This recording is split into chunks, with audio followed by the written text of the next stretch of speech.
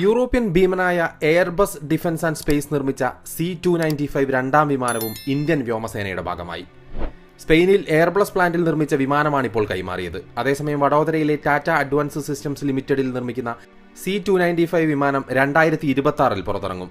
21,935 കോടി രൂപയുടെ കരാറിലാണ് ഇന്ത്യ എയർബസുമായി ഏർപ്പെട്ടിരിക്കുന്നത്.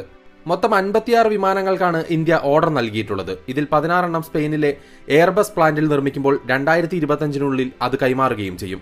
ആദ്യ വിമാനം കഴിഞ്ഞ വർഷം സെപ്റ്റംബറിലാണ് വ്യോമസേനയുടെ ഭാഗമായത്.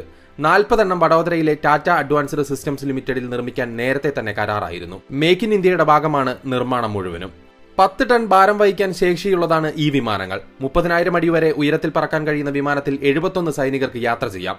ചെറിയ റൺവേയിൽ പോലും ടേക്ക് ഓഫും ലാൻഡിംഗും സാധ്യമാവുന്ന വിമാനത്തിന്റെ പരമാവധി വേഗത മണിക്കൂറിൽ 480 കിലോമീറ്ററാണ്. 24 മീറ്റർ നീളവും 8 മീറ്റർ വീതിയുമുള്ള വിമാനത്തെ ഒന്നിലധികം ദൗത്യങ്ങൾക്ക് ഉപയോഗിക്കാനാവും.